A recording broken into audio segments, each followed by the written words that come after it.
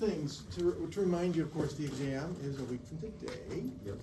I updated some things on Canvas to make it a little clearer what you're responsible for. I'll talk about it in more detail later, but just to refresh your memory, the focus will be harmonic oscillator through valence bond theory. It includes all of that. No tunneling? No tunneling? You asked the question, why was there no tunneling in the last exam? I just didn't, can't do everything. It's not I'm not saying it won't be on there at all, but it's No not the tunneling focus. You're just teasing me? No Okay, tunneling. okay. So that's the focus. What else? You are responsible for valence bond theory. So I have a problem set on valence bond theory, and it's going to be due Friday at midnight. I want it over before the weekend, so you focus on the big picture and not just valence bond theory for the weekend. But I do want you to have practice with it. Now I have kind of a question for you. I wrote the problem set a while ago, and I was just looking at it, and I want to tweak the last two questions. And it will take me probably till tomorrow to tweak them. Would you like me to put the problem set up now and say, just work on these problems for the time being, and then I'm going to tweak these last two? Or is that confusing and I should wait and put it up? That's confusing. Wait till after you tweak it. It'll be easier. Okay, that's what I heard. I feel like the So I'll wait till honest after answer is I that we're not tweak. going to be looking at it It'll be up tomorrow. Until Friday. Okay. So I guess that's it. As for just to refresh your memory, where we did recently, on Friday I talked about valence bond theory. It was kind of a fast lecture. It was all PowerPoint. It's mainly because valence bond theory is just a refresher, and we're not gonna, and it's also because molecular orbital theory is more important, but not exclusively important. So that's why there is going to be this problem set on valence bond theory, so you can come to terms with the concepts. But today I'm going to move on. But before I move on, are there any questions that came out of,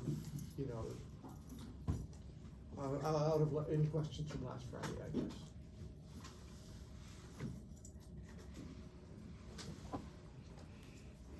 If they occur to you, let me know.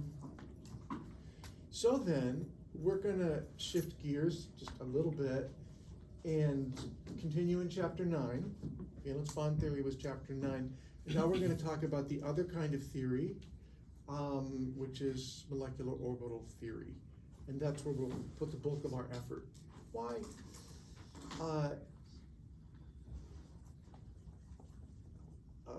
We connect more directly with what we've done so far, the Schrodinger equation. Molecular orbital theory is a bit more predictive of lots of things that come up in chemistry, and we really need to spend some time with molecular orbital theory in your curriculum. You've met it before in organic chemistry, not at a deep level. So that's the why.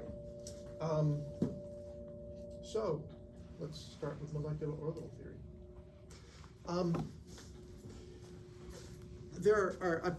I refreshed the PowerPoint, I think yesterday sometime. I'm going to start on the board, but a lot of the PowerPoint initial slides cover what I'm going to cover on the board, just so you know.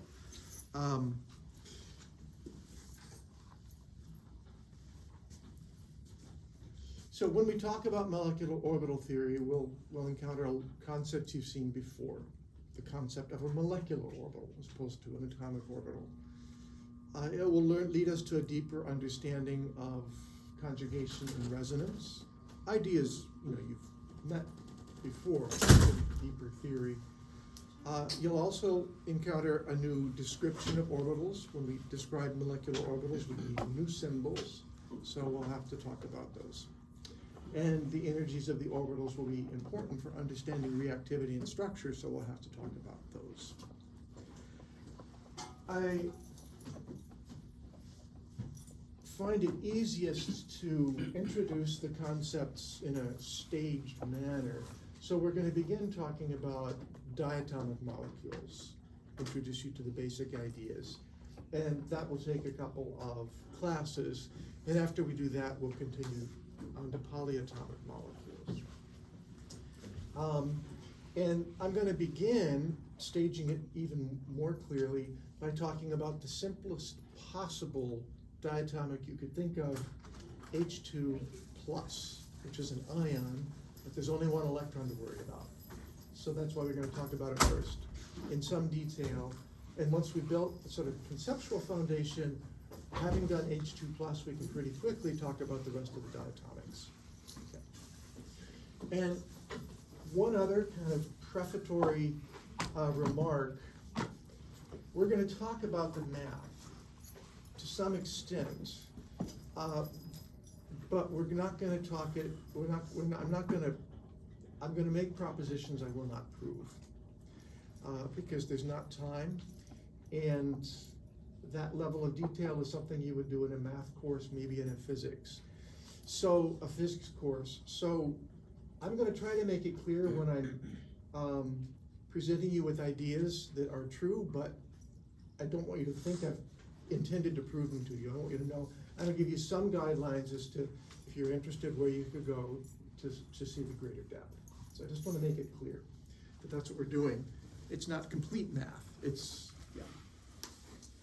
So let's begin with, H2+.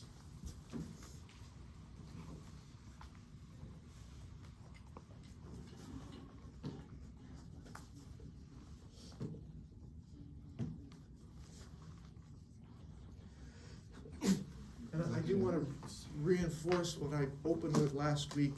The word theory here means a perspective, a framework, mathematical and conceptual. It doesn't mean something that has been hypothesized but not yet proven. That's not the meaning of the word theory here. It's a framework.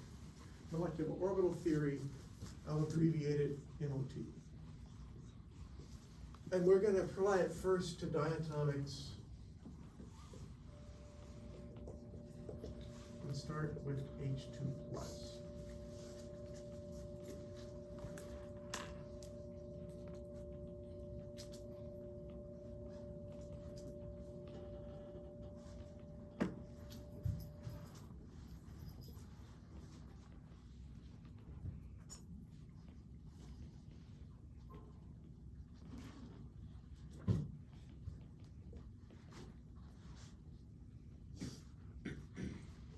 So here's my little diagram of H2+. Here are the two nuclei.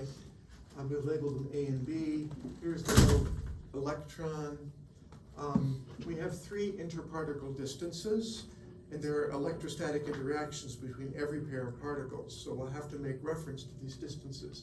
So the internuclear distance I'm calling capital R, electron to proton A, little r sub A, and then likewise little r sub B. Ultimately, we want to solve Schrodinger's equation.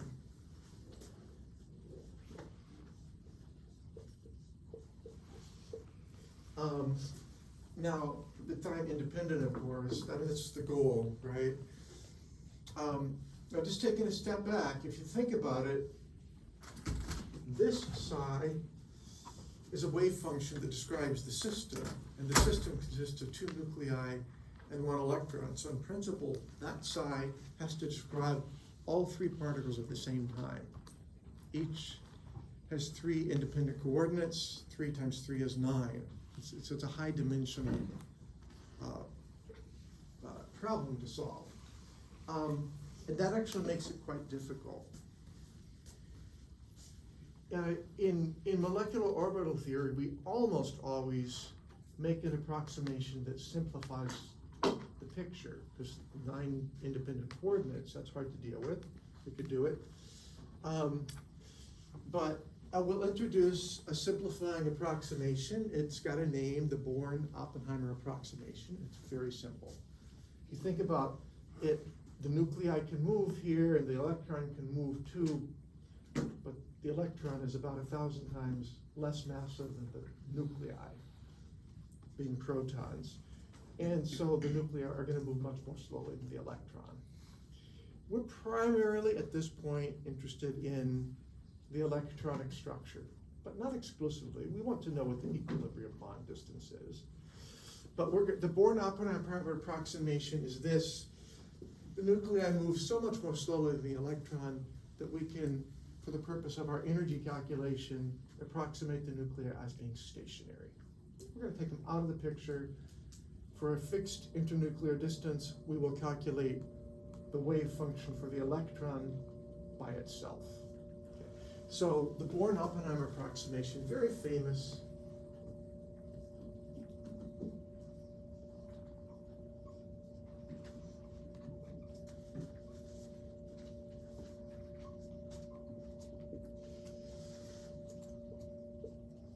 I'll just call it the BO approximation. Body odor.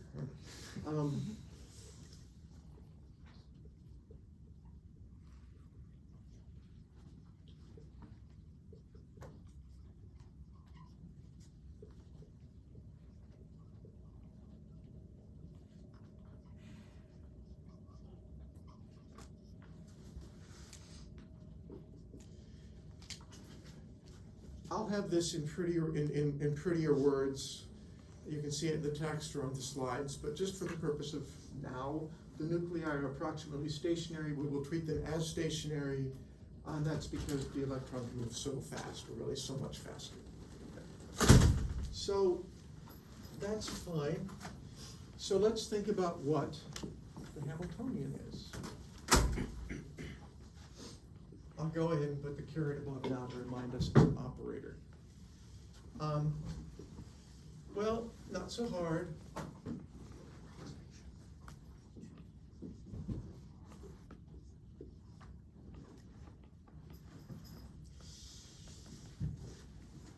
To construct the Hamiltonian, I simply think of all the terms involved. There will be terms for kinetic energy and terms for potential energy.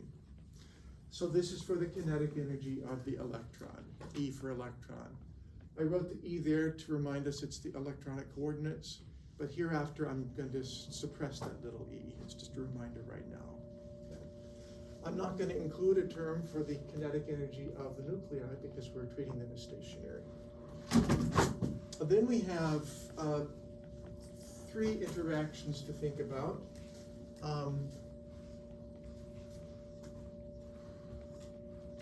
They're all electrostatic.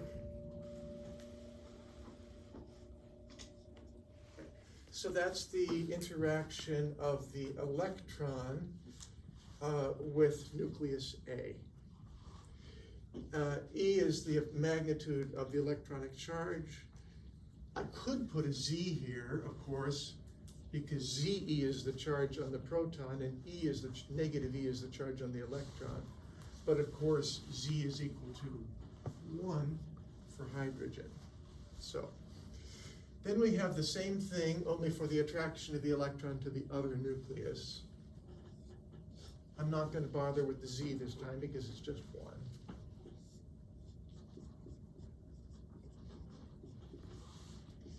And then we have the internuclear repulsion. Right? They're both plus charge, so they repel.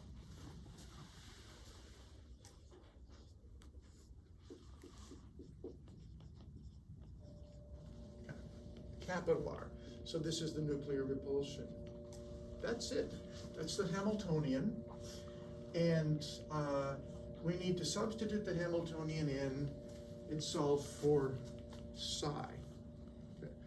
Only now the psi is really just going to depend on the electron's coordinates. There are also, capital R is the distance between the nuclei, but we're treating them as fixed, so it's just a constant.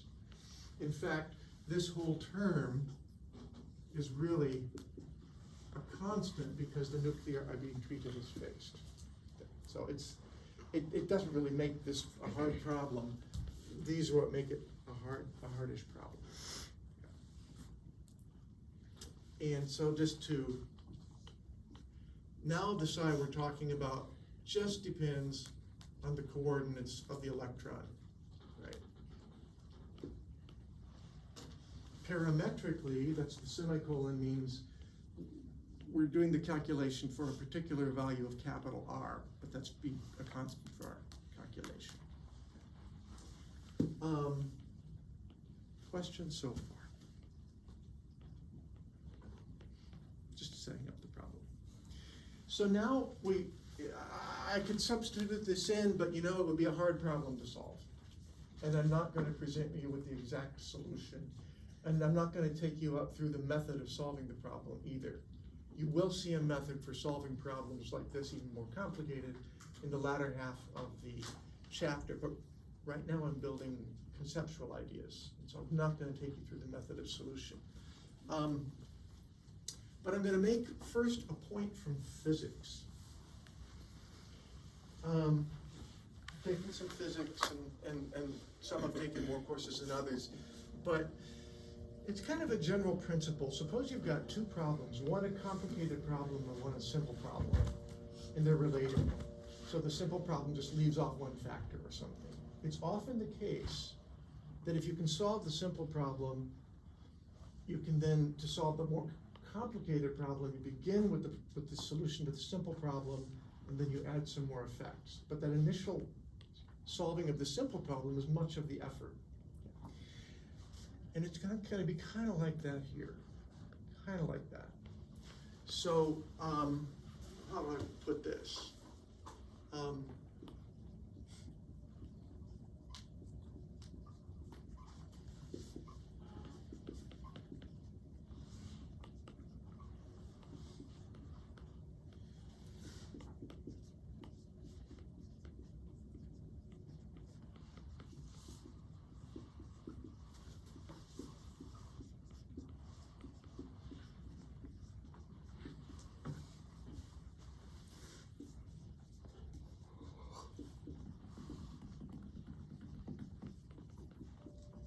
This is such an important principle, I wanted to write it out.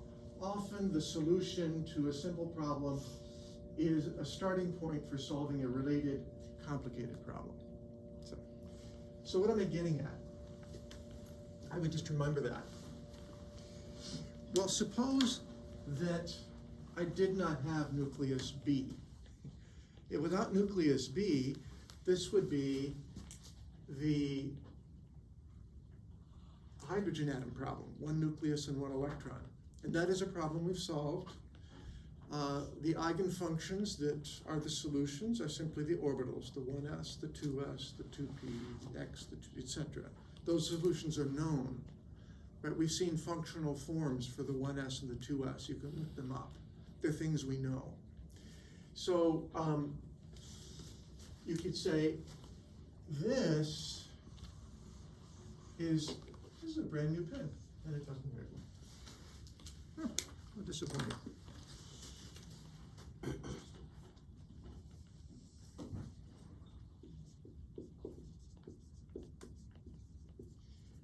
This is the Hamiltonian for the simple problem, whose solutions we already know. Right?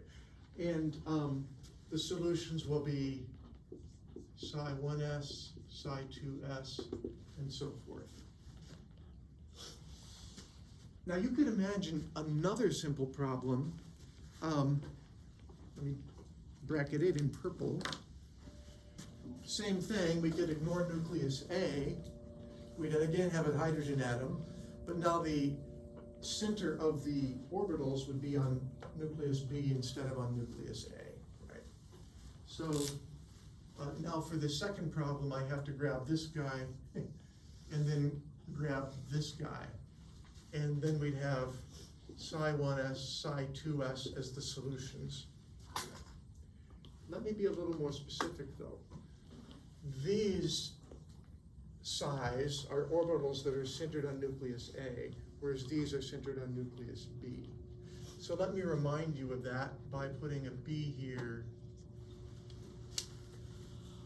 and an A here.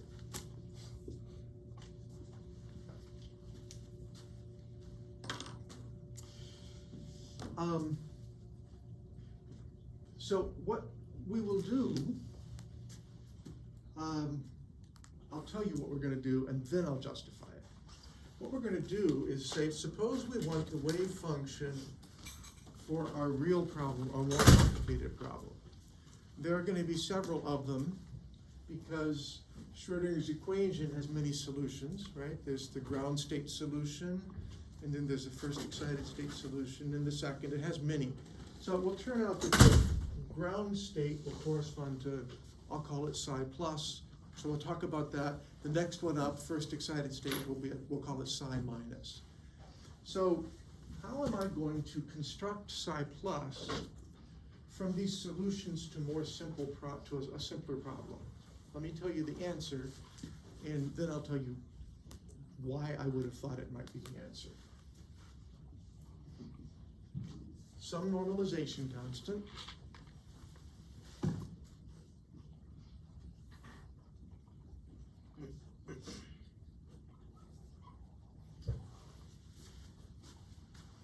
Deceptively simple, right?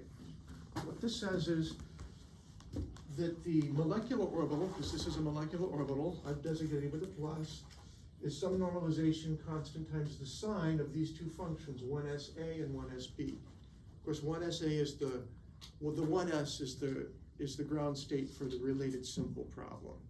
So this is what the 1s orbital centered on nucleus A, and this is the 1s orbital centered on nucleus B. And this turns out to be true.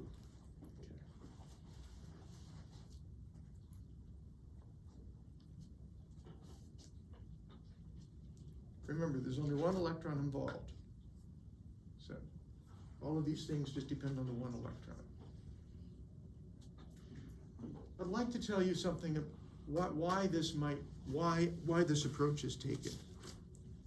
And then after I talk about that, there's my little notes. That's because that's Valence bond theory. Yeah. What's behind this? What is under the hood, I guess? It's a more general theory. Yeah. So the more general theory is that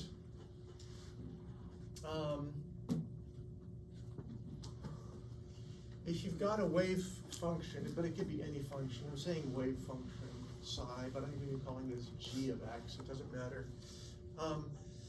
In general, I can construct it in terms of other functions. So I could say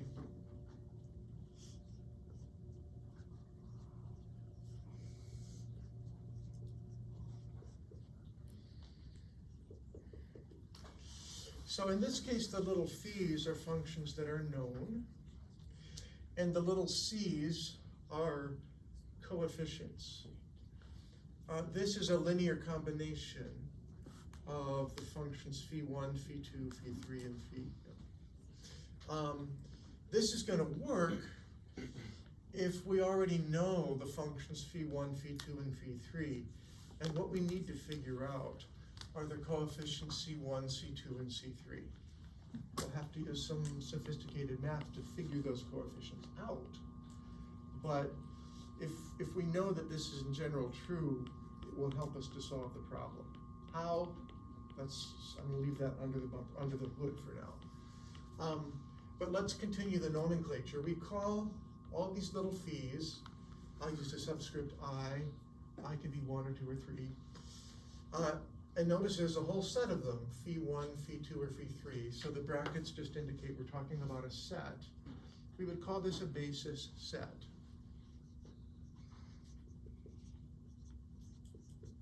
So it's a very common thing, a method for approaching problems of this sort, to write the solution to your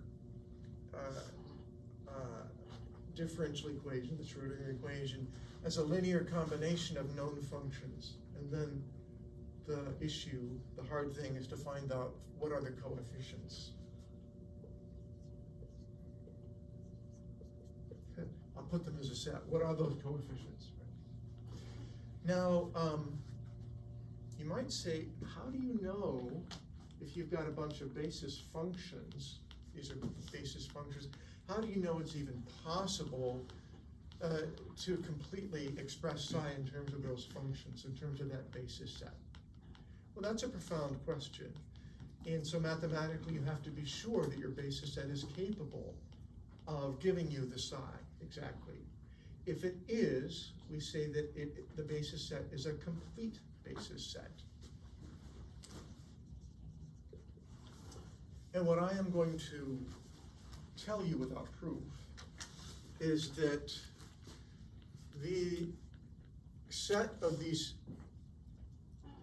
this set of atomic orbitals centered on A, and this set of atomic orbitals centered on B, together they form a complete basis set. And so even though we're talking ultimately about a molecular orbital, we can express that molecular orbital in terms of a basis set of atomic orbitals that we already solved. We solved the Schrödinger equation. Okay. I state that without proof, but that's kind of behind the idea, and you can prove it. In fact, believe it or not, the atomic orbitals centered simply on nucleus A form a complete basis set.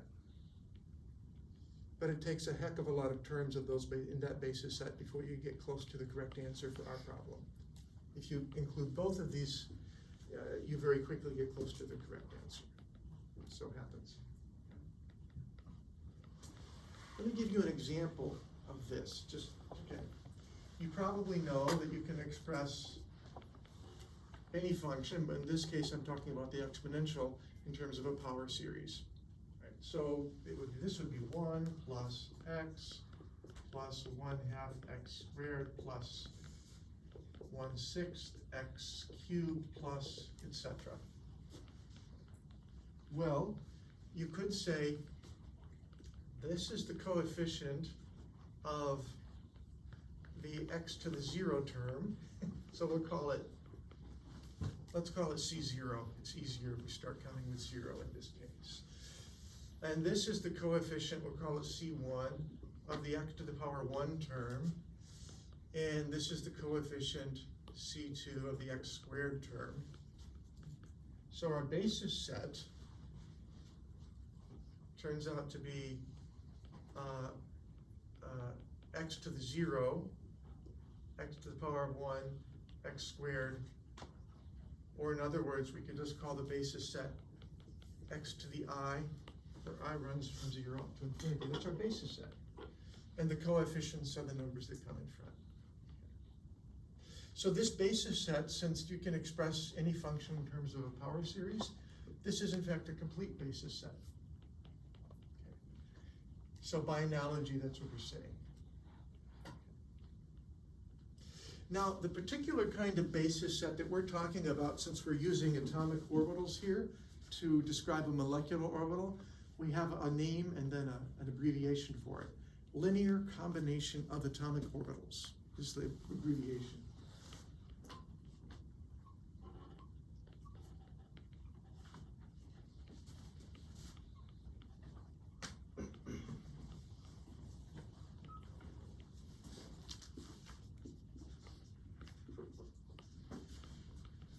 In fact, we use this approach so often, we have an acronym, the LCAO, linear combination of atomic orbitals.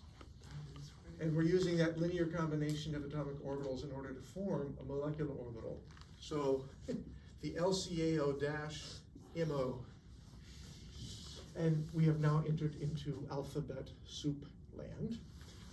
If you ever dive very deeply into computational chemistry, and most of you have had a bit of an introduction in lab, and you have seen alphabet soup already. Okay. Anyway, this is a very simple linear combination of atomic orbitals, right? There are only 2 phi's, and the coefficients appear to be equal to each other, right?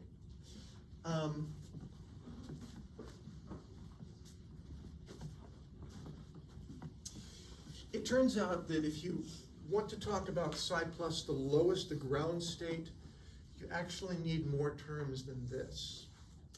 You actually need the 2s on each atom. If you want to be exact, you're going to need the 2pz and some others. But it also turns out that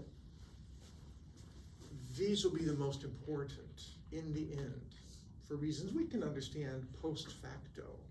It turns out that the coefficients for the 1s orbitals will be large, and the coefficients for the 2s and the 2pz will be small.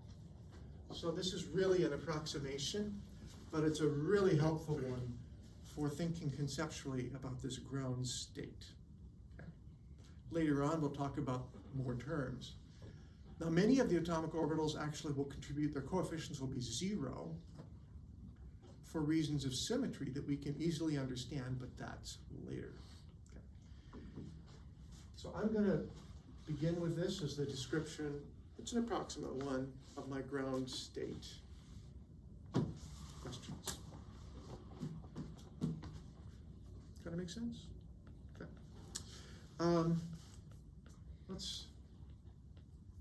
I want to do a couple things.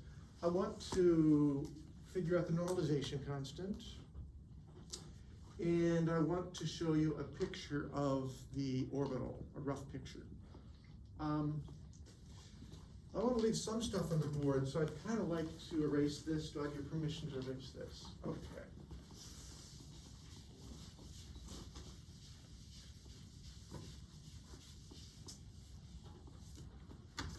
Let me see. First, let's normalize it. Let's figure out n. So if I want to normalize,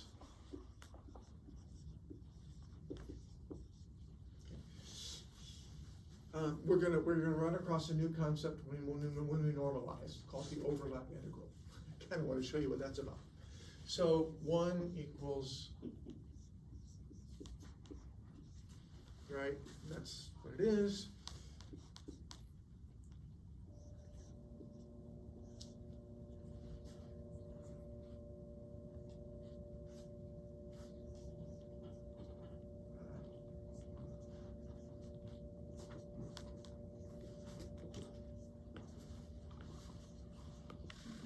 Now let me explain what this means.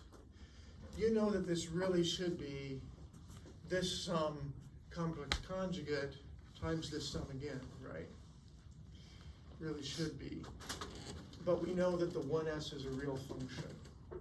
There is no i's in it, right? So the square modulus is the same simply as the square. So that's why this works, makes it simpler. The d tau, tau is our general description of the relevant coordinates. So in this case, this could be dx, dy, dz, or if we were in spherical polar coordinates, it could be r squared sine theta, dr, d theta, d phi. But we don't need those details now, so I'm just going to leave it at d tau, and you know that's what it is. So let's think about what we get here. I'll divide both sides by n squared, just to get it out of the way. Welcome, Melanie. This is a binomial in squaring, so I'm going to write out the result of squaring it. I'll get a sum of terms. I can then rewrite the integral as a sum of integrals, one integral over each of those terms. So let's see how that works out. So we're going to get the integral of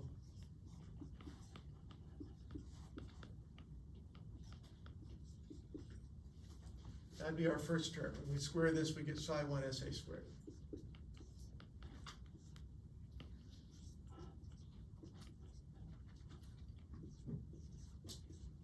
Okay. And then we're going to get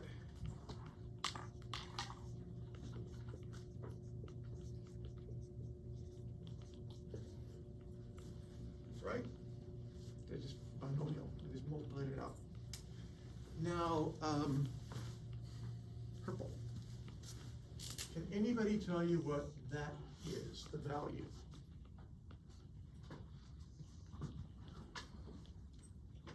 I'll tell you this much. If you thought long enough, you would know a number.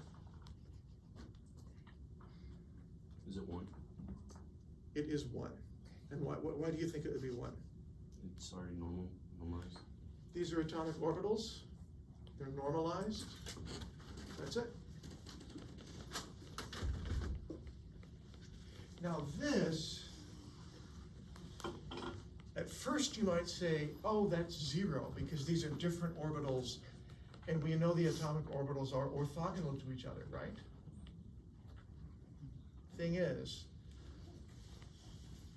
all the atomic orbitals, all the different atomic orbitals that are centered on a given nucleus, those are orthogonal to each other. So the 1s centered on A is orthogonal to the 2s centered on A, is orthogonal to the 2pz centered on A, fine.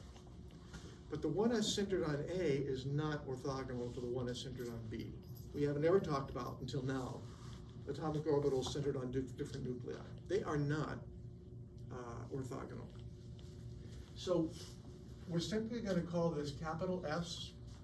This is called the overlap integral.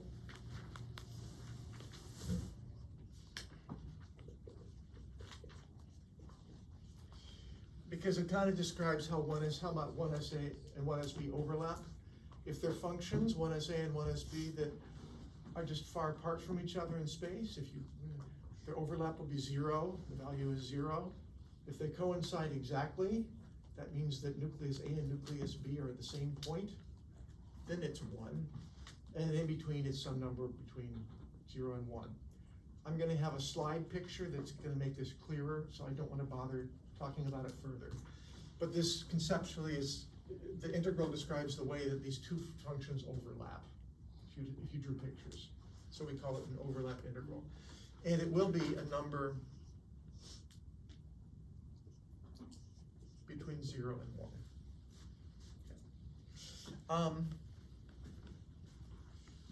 So this becomes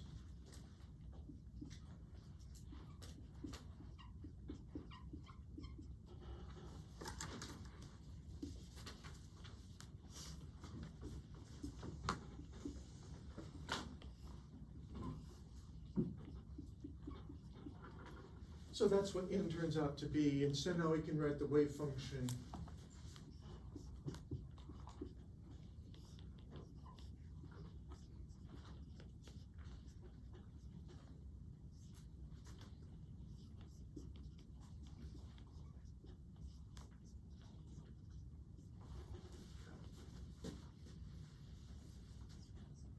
questions?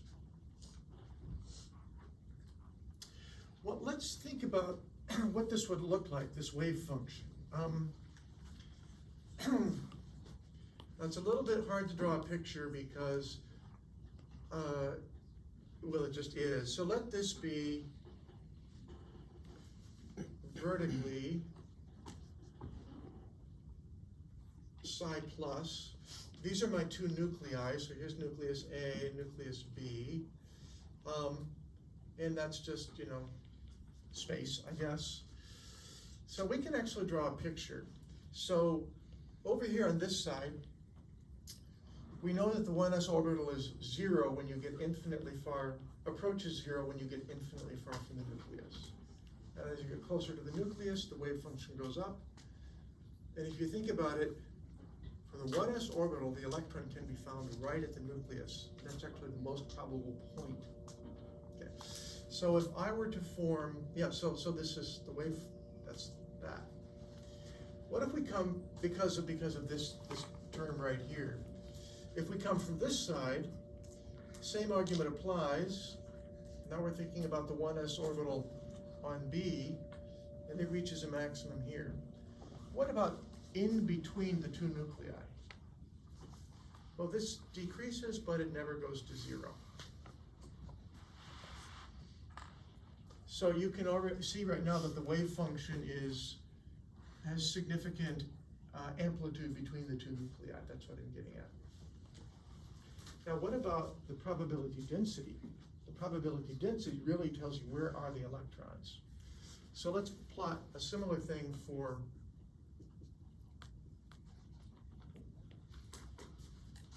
well, let's first calculate the probability density. Now, again, psi plus is real, so the probability density is the same as psi squared. Psi is real, so this becomes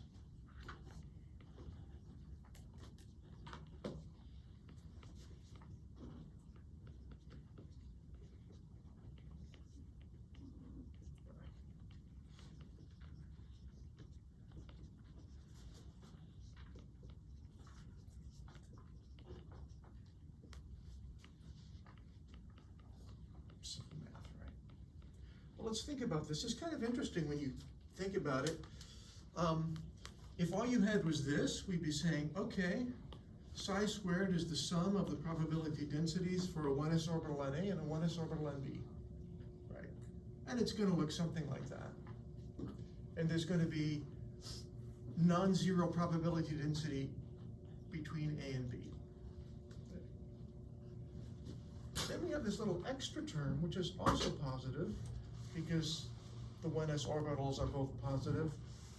And this is going to be especially large between the two nuclei. Right? If you get way off in that direction, psi 1sb is getting small pretty fast. If you get way off in this direction, psi 1sa is getting small pretty fast. But in between the nuclei, both psi 1sa and 1sb are pretty large, and so this product is pretty large. So if I were to plot the probability density,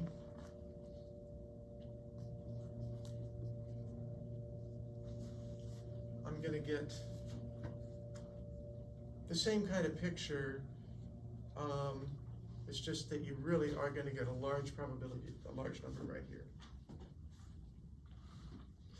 So this is an orbital. This is a molecular orbital up here.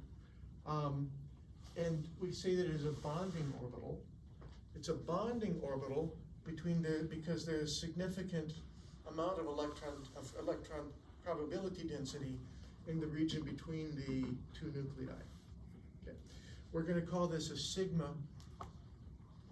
So psi plus is a sigma orbital, and it happens to be a bonding orbital. Anybody tell me guess why we call it a sigma orbital and not some other orbital? Because it makes sigma bonds. It's like a sigma bond. So the electron probability density is high along the internuclear axis, and it's cylindrically symmetrical about the internuclear axis. That makes it a sigma bond. A sigma orbital, I keep. So the language sigma bond is valence bond theory language, and it doesn't belong to molecular orbital theory. The language sigma orbital is molecular orbital theory language, and it doesn't belong to valence bond theory, but the ideas are very closely connected. Questions?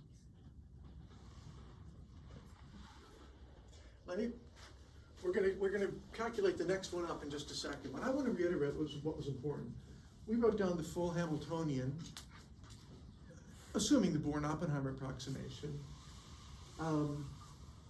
We recognize the physical principle. A solution to a simple problem is often a good starting point for forming the solution to a more complicated problem.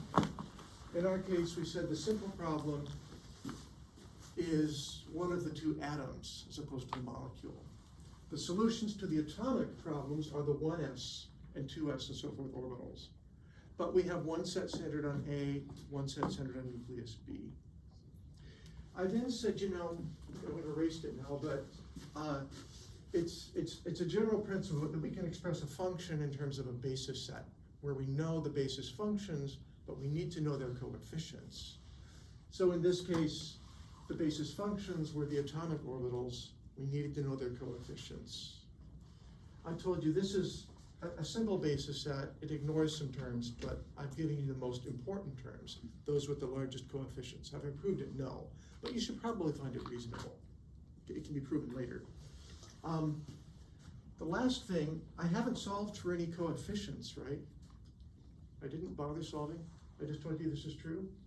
I think you can see by symmetry, it's got to be true. How could either of these nuclei be favored? How could the 1sa be favored over the 1sb? There's no reason. The coefficients are obviously the same. And we got their numerical value actually by normalizing. So I could rewrite this as, if I wanted to,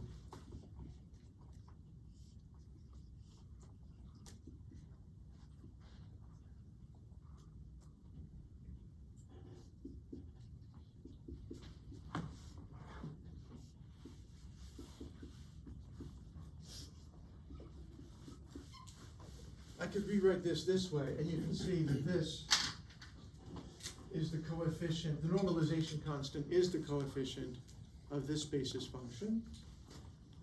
It's also the coefficient of that basis function. So we've kind of got them pretty simple. Okay.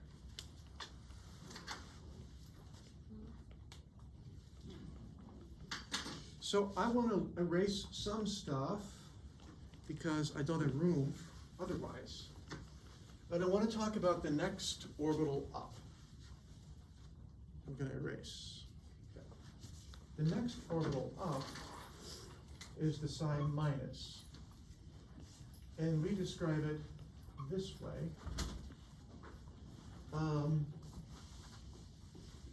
So the psi minus is also a linear combination of the 1SA and the 1SB, but it's with the minus sign. So let's think about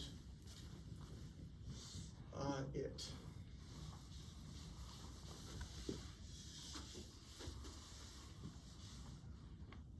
I'll get rid of that for now. Maybe I'll leave that for now and get rid of this.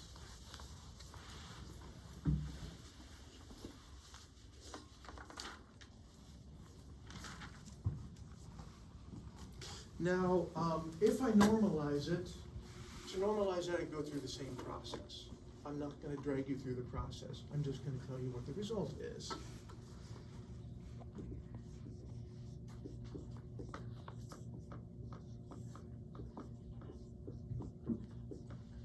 That's what it turns out to be. So that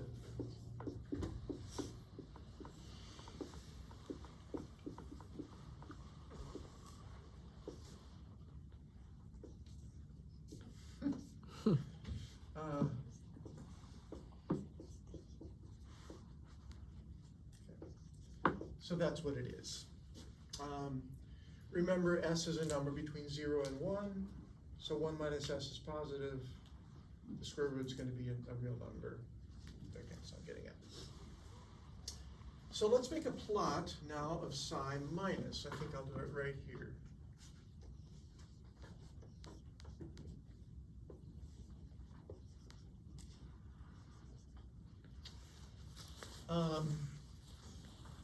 On this side of the plot, if this is A and this is B, psi minus will be dominated by the 1SA orbital, so like that.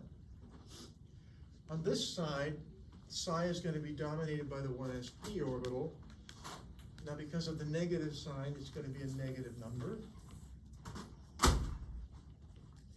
And right in the middle, of course, psi 1sa is going to be equal to psi 1sb. And so we're going to get 0, and you can see this is going to have to go like that.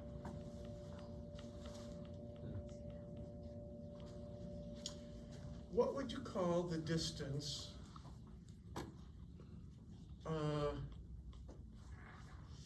when you're right in the middle of A and B? What would you call that point? A node. It's actually not a point, it's a plane. The entire plane from here right through that point and perpendicular to the internuclear axis, that entire plane is a node. Okay. That's exactly right. It's a nodal plane. Okay. Now let's think about the probability density. Let's go ahead and write it out.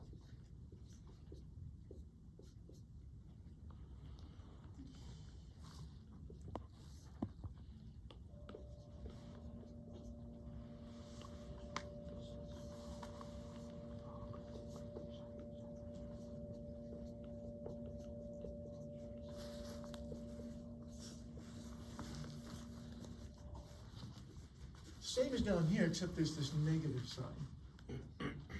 What if we make a plot of the probability density?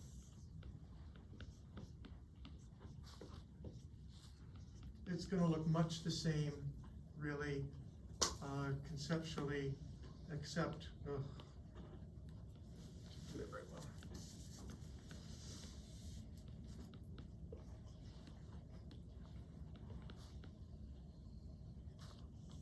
something like that. I mean, it should be more symmetric, but that's, again, the nodal plane. Notice that there is not very much electron density between the two nuclei. So we call this orbital, again, it's a sigma orbital, but with there being little electron density between the nuclei are not going to stick together if the electron is in this orbital. They're going to be pushed apart.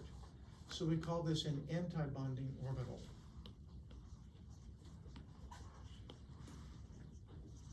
Sigma because the electrons are organized, the electron density is cylindrically symmetrical along the nuclear, about the internuclear axis, but antibonding.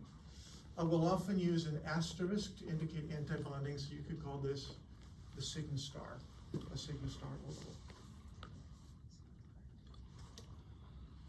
Questions? I'm kind of looking at like the square function. Right? That should be squared. Like the graph. I thought like if it never dips below 0.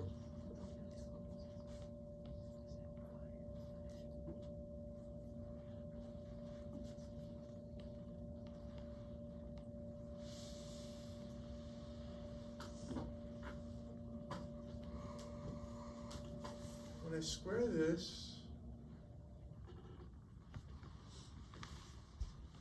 multiply it by itself, I get psi 1s. Oh, you're right. You're absolutely right. Oh, so sorry about this. It looks like this. Absolutely right. I'm glad you said that. Yeah, we can't. But there's still a node. Yeah. Okay, there's still a node, and it is this sigma antibonding. Absolutely right. Okay. Okay. So we built a lot of the conceptual stuff right now. I now want to go to energies. I'm going to go to the PowerPoint at this point.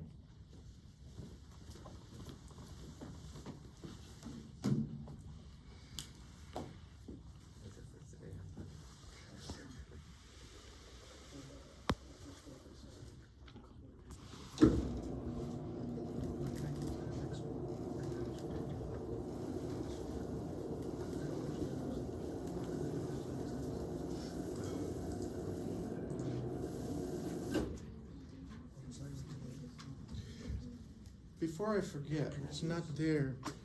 We're going to have our second quiz on Wednesday. And it's going to be on the topic of angular momentum, or adding angular momentum, RS coupling, LS coupling, and the term symbols in the Hund's rules and the allowed and forbidden transitions. So all about angular momentum and term symbols. That's what the quiz topic of the quiz will be. It'll be at the beginning of next class. I don't have it on this slide, I should update it. Yeah. That's an excellent. No slide. Okay.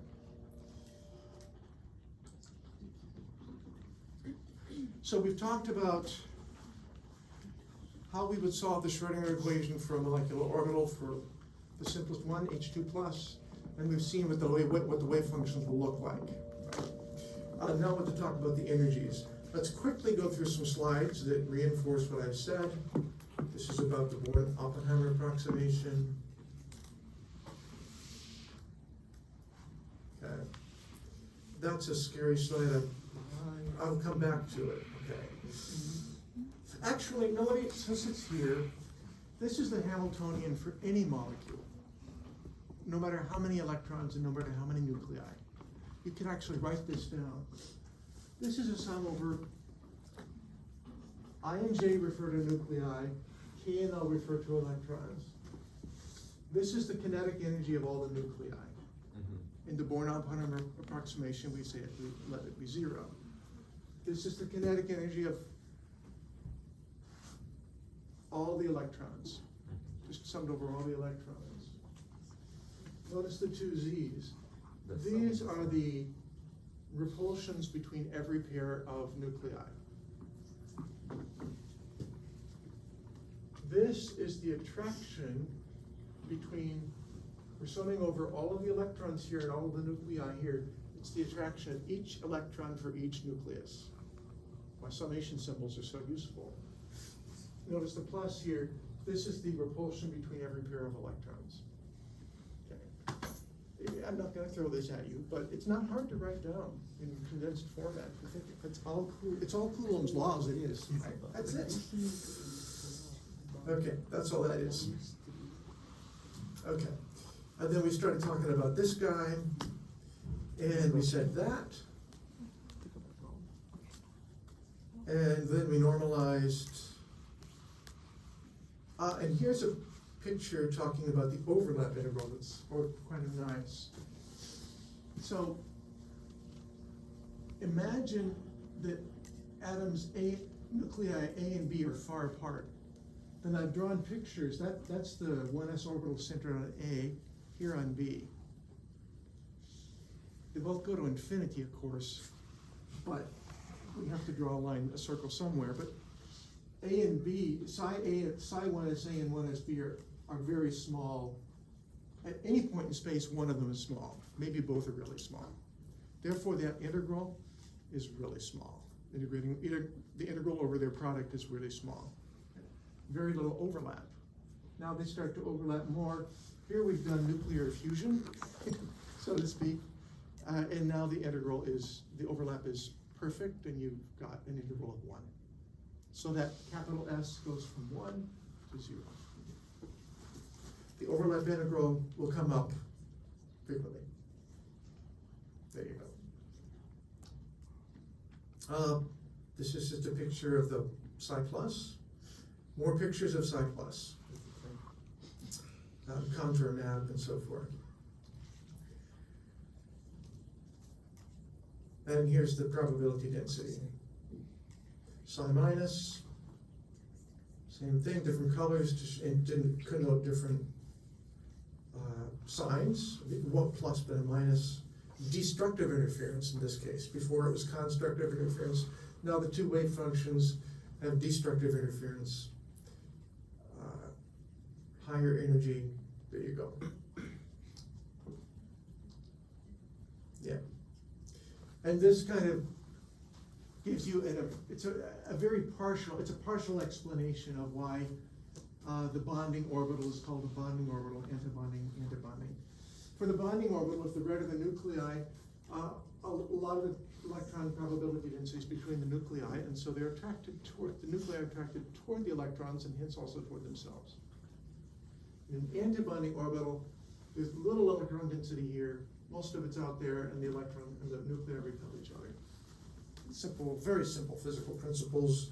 It's good to have a picture. Okay, we did I haven't shown you that psi plus and psi minus are orthogonal, but you know that's easy to prove. You just write it out. Okay, so I'm not going to do it. Okay, I now want to put up 2 scary slides. Okay, very scary. And you're going to think, oh my God, I have to memorize this. You don't really have to memorize it. I want to show you, the one thing we want to know from about these molecular orbitals is the pictures, and another is the energies, and what the functions, and what the energies too, the eigenvalues. So these slides are about the energies. Now the energy we're talking about is an expectation value. I would like to know the expectation value of energy. By definition, that's psi plus star h psi plus psi star h psi plus d tau, where psi plus is that.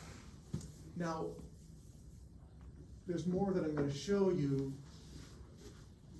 It gets complicated enough that we like to simplify the nomenclature. So instead of writing psi 1 as A and psi 1 as B, I'm just going to write A and B, just to keep it simple. And I want to show you, once we insert the Hamiltonian. Okay, here's the Hamiltonian. Now, we've already seen it. Kinetic energy of electron, attraction for nucleus A, attraction for nucleus B, internuclear repulsion. So that's the problem you have to solve. That's the expectation value. You're not going to have to solve it. Okay. I want you to think about it, the components of it, that's all I want you to do, because there'll be a couple physical principles that will be important. For convenience, we're gonna stop writing little e and just call this m, it's the mass of the electron. And for convenience, you'll notice e squared over 4 pi epsilon naught occurs all over the place. So we're just gonna call that J naught, just for simplicity, keep things simple. Now the next slides, so this integral can be written as a sum of integrals, right? I'll show you what they are. Okay. And I just want to talk about what these individual integrals mean. Well, before we go any further, same equation, substituting J naught here, which is just a constant. J naught's just a constant. So that's the same thing as upstairs. Now the terms. One term you're going to get from this is A star, this stuff, A d tau. Right? If you just took the A part and the first two terms within the Hamiltonian, and then the A on the right, that's an integral you'll have. And if you think about it, that's the Hamiltonian for a hydrogen atom, with A being the hydrogen nucleus. Right? We got the kinetic energy of that one electron, and we've got its attraction for the nucleus. That's a hydrogen atom. So we already know the value. The value is the energy of a 1s orbital for a hydrogen atom. There'd be another term where instead of A we have B. Right?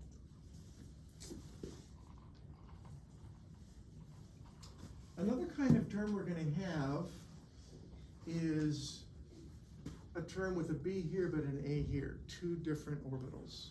Right?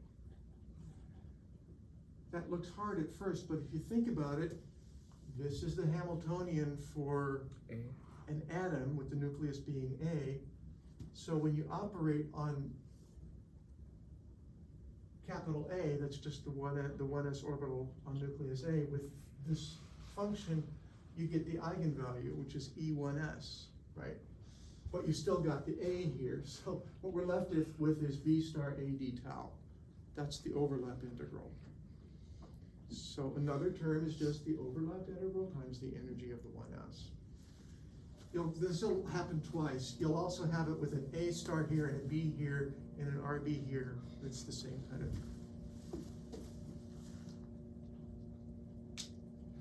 Okay. Now this is trivial. Notice here we have J naught over capital R, internuclear distance. That's a fixed thing. That's a constant. Take it out in front. These are normalized. That's just J naught over capital R. No problem. Now we've got another one that is funky. What is this going to be? Here we've got A star and A, but sandwiched in between is the J naught over RB. Let me rewrite this first. J naught over RB, they're just variable. So I can just reorder the way I write things.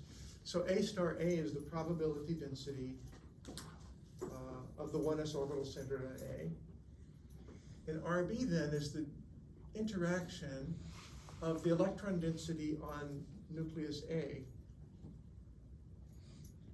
with nucleus B. It's the interaction of the electron density from the 1s A orbital with nucleus B. The electrons here with nucleus B here, in other words. So we call that a Coulomb integral. It's just a name. You can see what it is. One last term. So we'll call that J with no naught. We're just going to give it that symbol. Then the last thing, which we're going to give the symbol K, has really no interpretation, no classical interpretation. Notice we have a wave function centered on A, and here here a wave function centered on B. I can't interpret that as a probability density anymore. And then that's J naught divided by the distance to nucleus B. There is no obvious classical interpretation of this. So we simply call this an exchange integral. It's a purely quantum mechanical effect. Comments? Not to memorize, but you should become familiar with the concepts Coulomb integral and exchange integral, because they will be important. If you put all of this together, and that's the whole point, I'm not going to solve, but it turns out once you do solve the algebra, that the energy of the 1 sigma orbital, that's the bonding orbital, is this sum. Remember EH1s, that's a known constant, the energy of the 1s, of the hydrogen 1s orbital. J naught was a collection of constants. Capital R is the fixed internuclear distance, that's a constant. The J and the K are those two integrals, the Coulomb integral and the exchange integral. And capital S is this overlap integral. Anyway, J and K are positive, depend on capital R. That's the energy of the 1 sigma. The antibonding orbital, we can call that 1 sigma, and then we can call this 2 sigma, but it's the same thing, right? The antibonding orbital looks similar, but it has this, notice there's a minus sign instead of a plus sign here and here. Otherwise, they're the same. Okay. Now, it turns out that is less than that. Always. And, yeah. We're going to not quite finish with this slide. We've got one more idea besides this, and then we'll be done. Here I've shown sigma for what I call the bonding orbital as a red line, and the sigma for the antibonding orbital is a different red line. Both were functions of capital R, that internuclear distance. Okay. This is a profound slide, actually pictured. What is the zero of energy? The zero of energy is really the energy of the hydrogen atom. If you look at if you can read that, it says E sigma, either the sigma or sigma star, minus the energy of the 1s. So 0 represents the energy of the 1s. Notice that the sigma 1 for bonding at this particular distance has an energy smaller than the energy of a hydrogen atom. So the two nuclei will then like to be at that energy. It's anthropomorphic, like they have feelings.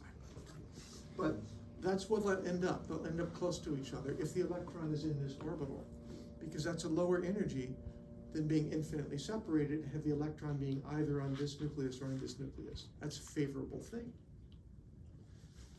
On the other hand, suppose that the electron were in the sigma star orbital.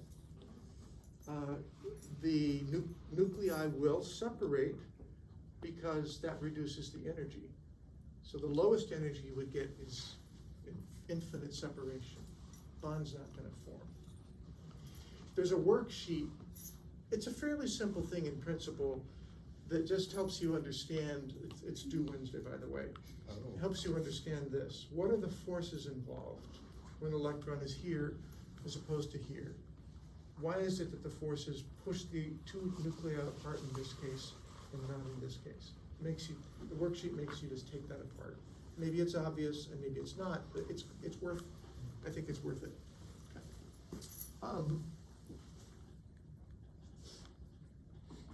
Okay, so last point I want to make, I'm going to get rid of this and use what we just saw.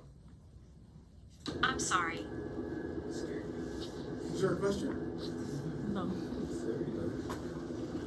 Is that? So.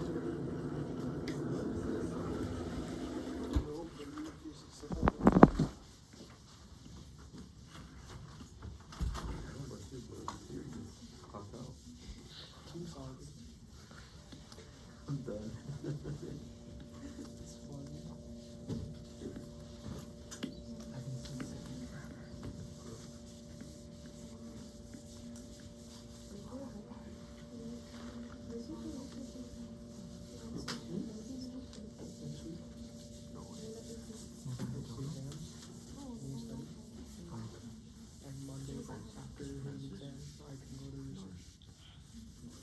probably like retired bastard or something. Okay.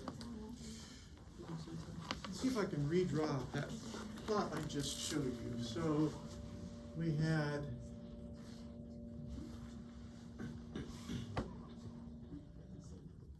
that, then we had two.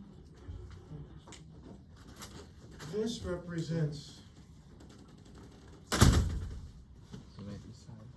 energy of an H1s orbital. Here we had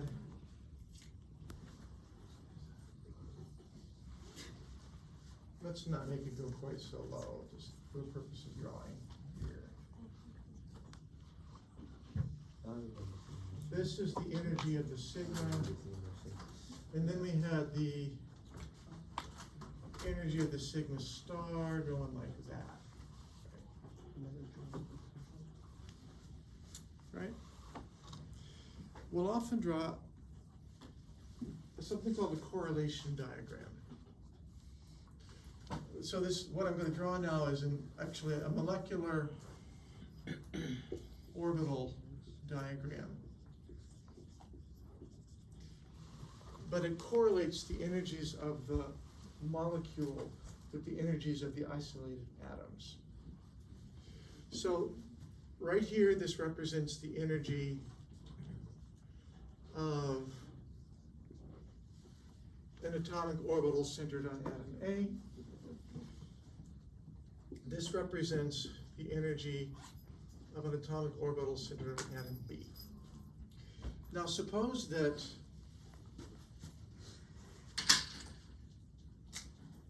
this really represents the equilibrium bond distance right here, the minimum in my sigma orbital. Okay. So if I drew that over here, I would get the energy then of the 1 sigma. I'll just call it the sigma for now. If I imagine the energy of the antibonding orbital when the internuclear distance is RE, it's like up here.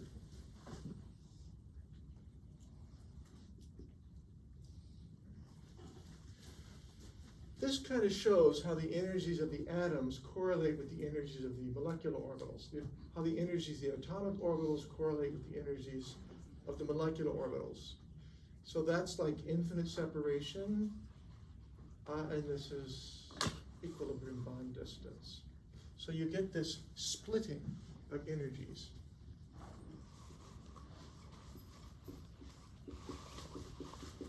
Now we can use this orbital, the molecular orbital diagram, together with the Aufbau principle to start talking about the electron configurations of molecules and their energies. So for example, I mean, we developed this for H2+, right? The H2+ in the ground state, I'm just going to talk about ground state now. We'll put, let me call this the 1 sigma, and you know what? I'm going to insert little symbols that I can only tell you about next time, not now. But we're going to put a G here and a U here. So this is the 1 sigma G, this is the 1 sigma U. The asterisk is optional. It reminds you this is antibonding. I'll tell you next time what G and U refer to. Some of you know already. So there is 1 electron in the 1 sigma G. So that's the electron configuration for H2+. What about H2? That was sigma H2+. Well, a given orbital can accept 2 electrons. They must be paired. So the ground state of H2 is 1 sigma G 2. What about H2 minus? That would be an anion, obviously. You'd put 1 electron in here, so we'd have 1 sigma G, 1 sigma U. Or you could put a 1 here if you want to remind yourself there's 1. What about helium?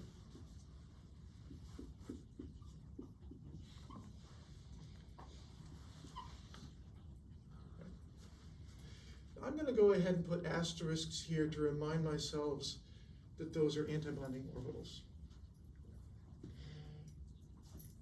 You've heard about single bonds and double bonds, right? Of course. And triple bonds? Quadruple bonds? Whoa. That's where we get weird. Well, molecular orbital theory doesn't really talk about double bonds and triple bonds. It introduces something else, though, called bond order. Little b is going to stand for bond order. And we're going to define bond order this way. So capital N is the number of electrons in bonding orbitals.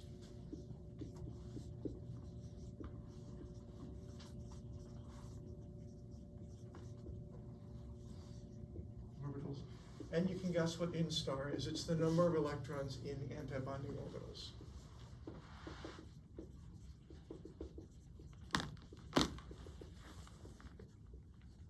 So let's calculate B for each thing. What is B for this situation? Half. It's a half. For H2 plus, let me be really explicit. It's going to be 1/2 times N minus N star, which is 1/2 times, there's 1 electron in a bonding orbital, 0 electrons in an antibonding orbital, so this is 1/2, exactly. What is B, what's the bond order for H2 ground state? 1. It is 1, exactly. B,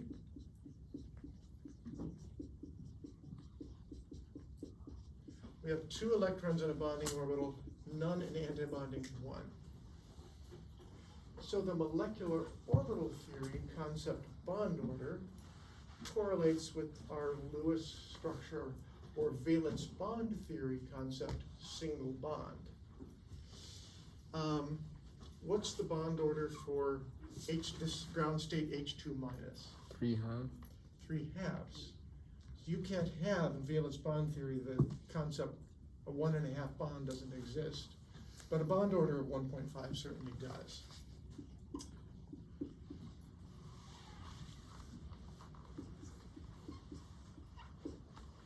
What did I? It's 1/2. Did I say 3 halves? It's 1/2. Oh, oops. Yeah. Mistakes And already. lastly, H2, you can see Is 0. Wait a minute. 2. So, I'm going too fast. 2 minus 2 is 0. And this is the idea that helium is a noble gas and it just doesn't bond very much, hardly at all, very hard. So this helium-2 as a molecule is not stable. So the bond order is 0. So we're going to start after the quiz. We're going to extend this idea to construct more molecular orbitals and understand the bonding within all of the second row of diatomics.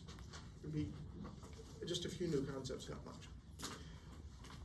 Thank you very much. I hope you have a good Wednesday and Thursday, and see you on Wednesday. yeah.